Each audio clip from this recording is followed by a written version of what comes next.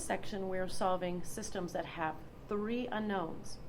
And since there are 3 unknowns, we will be working with 3 equations to solve for these 3 unknowns.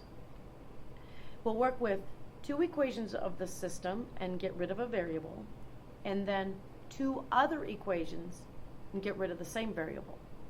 We will then at that point have 2 equations in terms of the same 2 unknowns, and we'll finish solving by methods that we talked about in the previous 2 sections. Make sure all variables are completely lined up. It will not matter what variable gets eliminated between steps 2 and 3, but it does need to be the same variable. Carefully check through the system and ask yourself what would be the easiest variable to be eliminated. With step 4, you're solving a system of 2 equations in terms of the same 2 unknowns. Group 2 equations to get rid of a variable, and then 2 others to get rid of the same variable.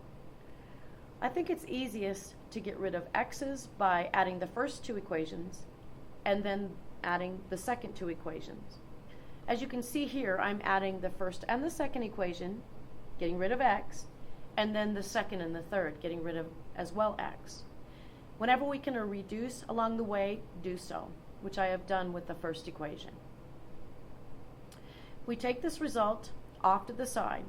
This system in terms of y and z will allow us to solve for these 2 variables. I am continuing with the elimination method, also known as the addition method, by getting rid of the z variable. And as you can see here, I'm multiplying the first equation by 2 and then adding these 2 equations together. We end up solving for y and then doing our back substitution in order to get z. We have 2/3 of our ordered triple solution. We need to find x. We go back to the original system, do some back substitution to find the remaining unknown x. As was discussed in the previous last 2 sections, you know that you have the correct solution if you plug this possible solution back into the original system. If it checks in all of the equations, you indeed have the solution. Here's our second example. Notice the first equation doesn't have the x variable. Therefore, we will work with the second and the third and get rid of that same variable, the x variable. Multiplying the second equation by a -1 and then adding this to the third equation. We now have an equation in terms of y and z that can be brought together with the first equation so that we have 2 equations in terms of the same unknowns. These get taken off to the side, and as you can see, both variables will drop out with a false statement resulting. Now this is one of our special cases where we have, again, no solution. This slide is a review of our special cases. The special cases were discussed in the last 2 sections and will apply to any system regardless of the number of unknowns. Here's our last system.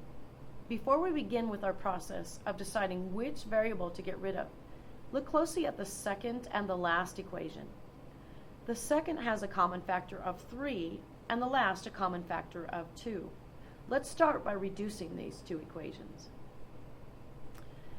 After reducing these 2 equations, we notice that if we add these 2 equations together, all variables drop out and we have a resulting true statement.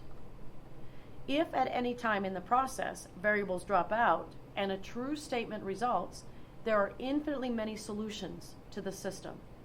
Solutions to one equation will be solutions to the other. This is the set builder notation. It is read, the ordered triple solutions are those that satisfy the following equation.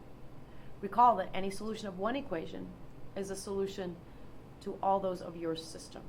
Thank you.